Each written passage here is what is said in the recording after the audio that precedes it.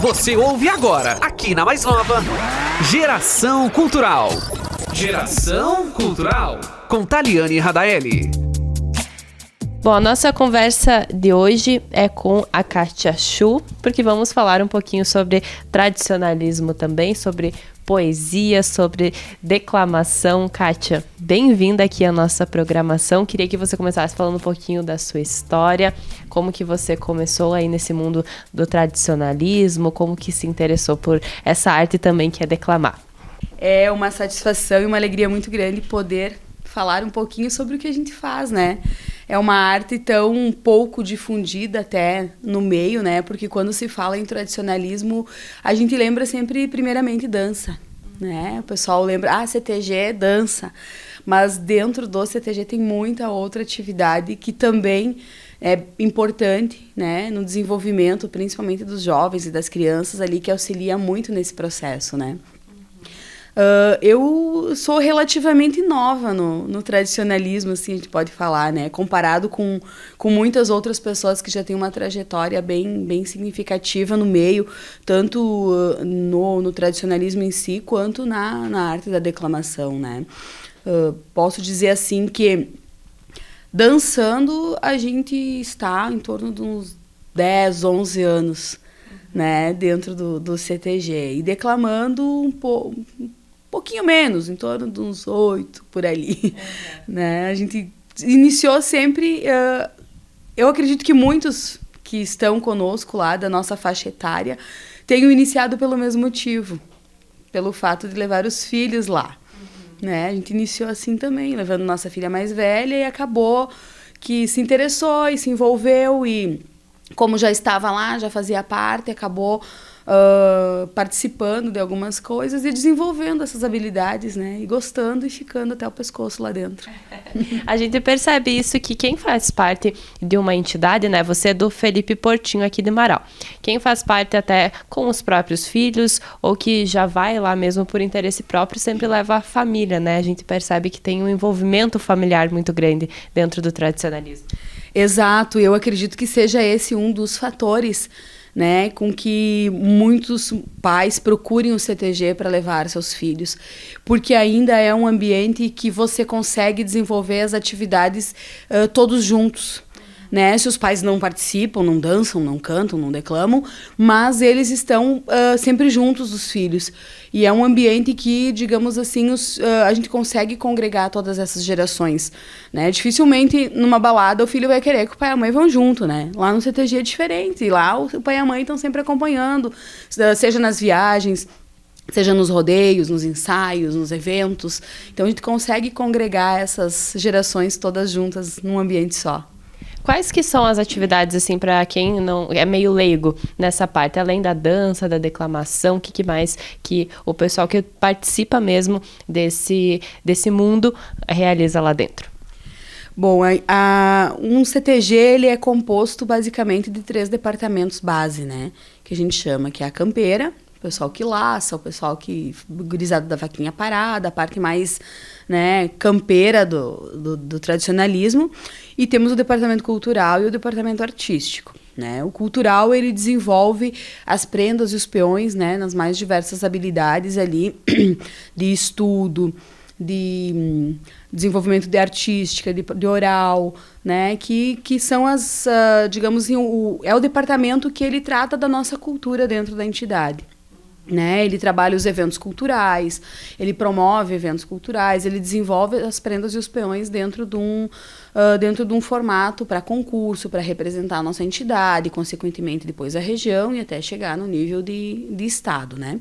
E o departamento artístico, que geralmente é um dos que chama mais atenção, né? Pelo fato de congregar as invernadas, de dança, outras atividades também, como declamação, canto, trova, gaita, os instrumentais, né? Violão, gaita, o canto.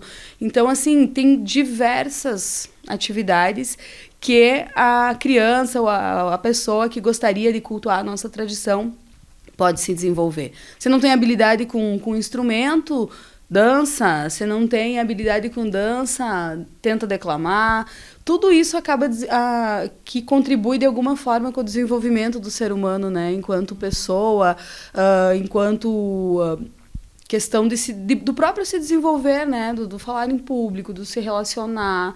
De certa forma, tudo agrega, né? Na vida particular da pessoa também. E essa parte da declamação, então, como que funciona? Como que você começou? Como que vocês aprendem? Não parece ser fácil, viu? Quem assiste acha um pouquinho difícil como que é.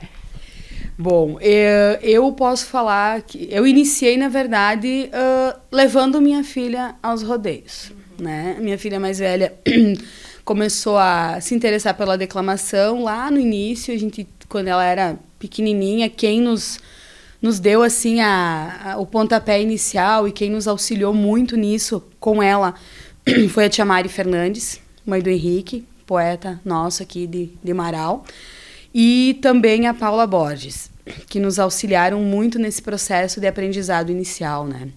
Que trabalhavam com a Laura, que auxiliavam ela. E a gente acabou que levava ela para os rodeios, né? Para competir, para representar a entidade. E como ela era pré-mirim, a gente ia cedinho, né? Ia estar sempre os primeiros a chegar lá no rodeio, porque eram as primeiras categorias a se apresentarem sempre. E acabava ficando até o final, esperando o resultado, assistindo os concursos e participando ali. E a gente chegou um dia que a gente se perguntou por que é que nós não podemos também declamar, né? O que nos impede de também, né, se desenvolver nesse meio, de dizer uns versos e tal.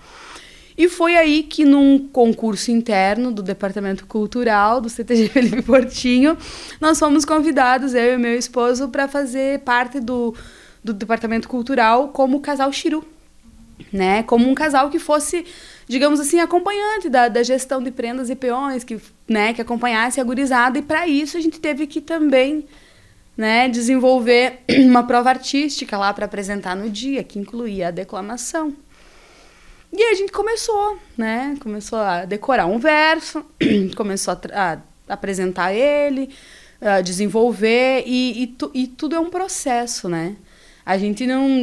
Eu digo assim, a gente não aprende do nada, assim, é tudo uma construção, e a gente acabou que participa de muitos eventos, participou de muitos rodeios, aprendeu muito nesse processo do que fazer, do como fazer, do que não fazer. A gente vê muita coisa e aí vem aquele senso crítico da gente também, né? De sentar, de assistir todo mundo, de ver como fazem. Gostei daquele negócio ali que o cara fez, acho que eu vou dar para mim tentar... Né? Não digo fazer igual, mas dá para mim tentar aprimorar algo do tipo. Aquele outro lá não gostei nem um pouquinho. Não vou fazer um negócio desse capaz, nem pensar. Sim. E é estudo, né? Desde a escolha de um poema, eu acredito que a parte mais difícil de todas é você escolher um poema, você tomar ele para si, você se sentir nele, né? Você saber, você conseguir contar a história que retrata nele, né? Então, demanda inicialmente de muito estudo, de busca, de conhecimento do que se está falando.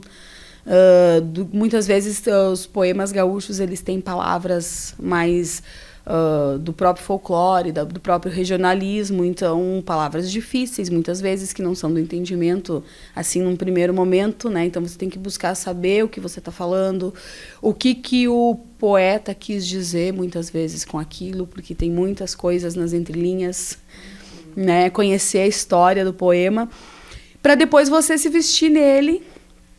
E eu sempre digo para a gurizada que eu oriento e que eu acompanho, assim, o poema nada mais é do que uma história que você está contando para alguém, seja para a comissão avaliadora, seja para quem está assistindo. E você tem que vender essa história. Você tem que ser o mais realista possível, você tem que se sentir, você tem que vestir aquela história e vender ela para quem está assistindo. Então, a poesia nada mais é do que isso, a vivência daquilo que você está querendo contar. E tem a parte da interpretação também, que é muito forte, né? Como que funciona, como que se aprende a fazer essa interpretação? Bom, aí nós entramos numa linha, assim, que eu sempre digo pra gurizada, assim, eu não costumo ensaiar muito interpretação. Por quê? Porque eu vejo que a interpretação é algo que vem de dentro da gente. Você tem que sentir o que você está falando. Eu não consigo ensaiar gestos sempre para o mesmo lugar, sempre do mesmo jeito, né? Por quê? Porque eu costumo sentir o lugar onde eu tô, o ambiente onde eu tô dizendo aquele poema, o dia que eu estou, o sentimento que eu estou naquele dia. Muitas vezes às vezes saio para algum evento com 3, 4 poemas na pastinha e chego lá e escolho no caminho. Escolho no chegar lá, conforme a vontade que eu estou. Então, a interpretação ela é muito particular de cada um, né? Ela vai trazer, sim, aquilo que o poema está pedindo. Se é um poema triste, você não vai interpretar ele sorrindo, né? Se é um poema que fala de guerra, de batalhas, você não vai ficar ali numa pasmaceira só, né? Mas tem que vir do momento, tem que vir da pessoa. Eu não consigo ensaiar a interpretação, assim, muito. Tento seguir uma linha, né? Claro, desde pontos principais ali, que é a fidelidade ao texto, que é uma coisa que você tem que... É um quesito que você tem que seguir. É o ponto que a gente leva de casa na mala, que ninguém nos tira, né? Parte de pontuação, né? Respeitar as pontuações, as respirações, tudo. Mas a interpretação, eu acho que ela tem que vir mais aqui, ó, do sentimento de cada pessoa, né? E você se aventura a escrever poemas também? Ou escolhe ali alguns dos seus escritores preferidos? Como que é essa parte também? Bom, até o presente momento eu sempre busquei dentro daquilo que a gente tem, né? Tem muitos poetas bons no nosso regionalismo gaúcho. Tem muitos poemas lindíssimos, tem muito material, né? A gente pode dizer que a gente tem uma cultura muito rica nesse sentido, assim, de material. Quanto a escrever, eu vejo que o escrever é uma coisa muito que, digamos assim, precisa aflorar, né? Até agora eu não tinha nunca escrito nada assim, né? Porém, há uns dias atrás, assim, e tem coisas que vão acontecendo na vida da gente e que vão nos levando, de repente, para esses caminhos, assim. Eu comecei com algumas linhas, né? Tem algumas linhas em produção ali, mas é algo que, digamos assim como eu creio que a interpretação tem que ser muito natural e muito de cada um, o escrever também. Ele tem que vir no momento que ele tem que vir. Então, numa volta da estrada ali, lá da minha cidade natal, com algumas lembranças que eu vivenciei naquele final de semana, algumas linhas brotaram, né? E aí, devagarinho, elas vão indo. Na minha cabeça, o esboço do que eu quero escrever tá lá, mas agora tem que vir a sequência e as palavras para colocar isso no papel. Ai, que legal. E nós queremos ler quando você concluir, então, esse trabalho. Como que funcionam também os eventos? Vocês participam de competições, de rodeios? Eu digo assim, você só vai evoluir, você só vai aprender quando você for para palco. O palco te ensina muito. Porque o palco, ele desencadeia muitas sensações e muitos sentimentos internos teus que você vai ter que aprender a domá-los, a contorná-los, e ele vai te ajudar ou ele vai te colocar para baixo. Então, eu sempre digo assim, o lugar que eu mais aprendi foi em cima de palco. Né? Aprendi a dominar a minha ansiedade, aprendi a dominar meu nervosismo, a agir com sangue frio muitas vezes para fazer o que a gente precisa, a colocar aquela dose de sentimento que precisa. Às vezes a gente extrapola, daí a gente vê que não dá certo, né? Então o palco ele ensina muito, e eu sempre digo pra gurizada, precisa ir. Não pelo simples fato do competir, né? O competir, normal, é uma competição, ninguém vai assim querendo perder, né? Mas você tem que ir por experiência em primeiro lugar, né? Pelo fato de você se colocar em prova, de você se sentir, de você ver se aquilo que você está ensaiando lá fechadinho no teu quarto, ou lá no CTG, ou nos nossos estudos de declamação, ou nos nossos ensaios, para ver se aquilo lá realmente é aquilo que você está buscando. E você ser avaliado por pessoas já é, digamos assim, algo que te traz uma certa apreensão, né? O que vão dizer, o que vão escrever, que nota vão te dar. E aí a gente acaba que vai se moldando em cima das competições, né? Eu acho muito importante. Sempre que eu posso, eu tô num palco. E o período da pandemia nos fez ver, assim, me fez ver que o quanto a gente gosta de um palco, o quanto faz falta a competição em si, mas principalmente todo o entorno dessa competição, né? O encontro com os amigos, a gente tem muita gente que a gente conhece por esse Rio Grande afora, onde a gente chega, a gente tem conhecido, né? E essa troca, essas conversas, o quanto isso faz falta, né? E o quanto isso é bom. E tem algum evento que você tenha participado recentemente e gostaria de destacar, talvez contar alguma história pra gente? O que me marcou agora de pouco, assim, dentre tantas experiências que a gente já teve e presenciou, e que me trazia muita curiosidade em conhecer, pois foi a minha primeira participação num evento desse estilo, foi o Nacional, que teve no Paraná em julho. Foi um evento que me trouxe muita curiosidade de conhecimento pelo fato de estar competindo e de estar lá congregado diversos MTGs do Brasil, né? Cultura gaúcha, mas de diversas formas, né? E a minha curiosidade era muito grande em saber como que se declama em São Paulo, como que se declama no Mato Grosso, como que são aquelas pessoas que estão representando a nossa cultura, né? Uma coisa que é tão natural pra gente, né?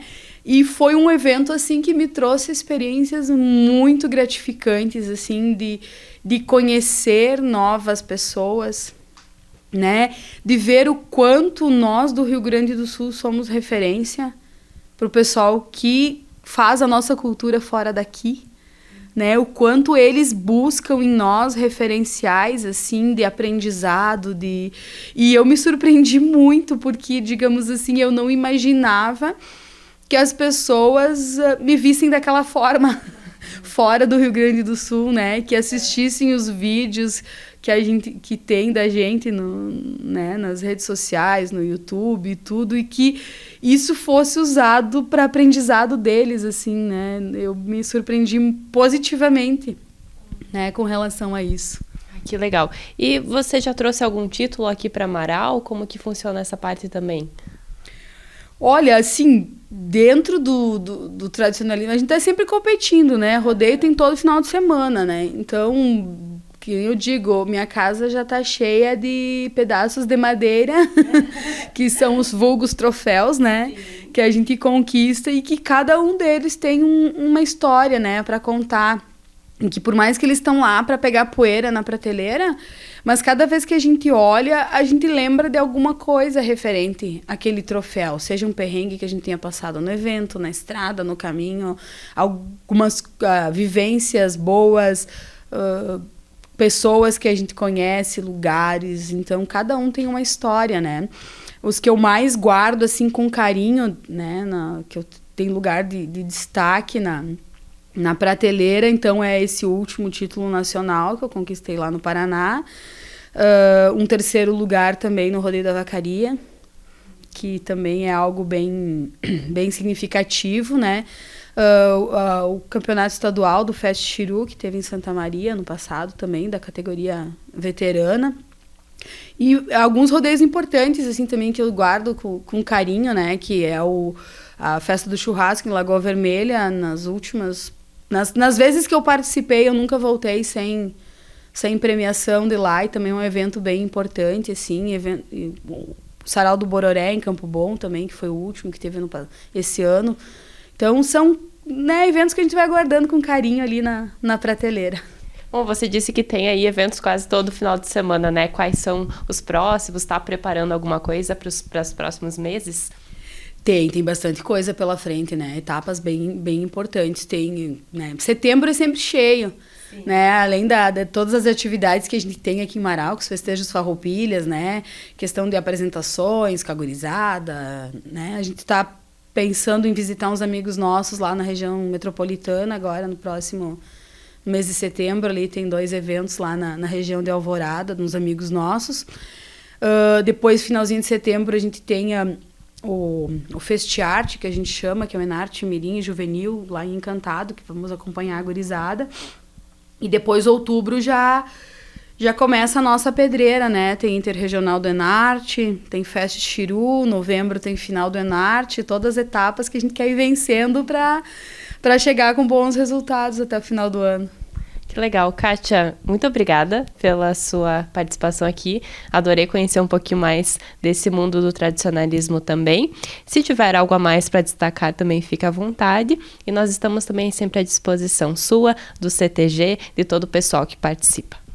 Eu que agradeço demais a oportunidade, o espaço para poder falar um pouquinho, né, do que a gente desenvolve. A gente tem a oficina do CTG Felipe Portinho de declamação, né, nas quintas-feiras, a cada 15 dias.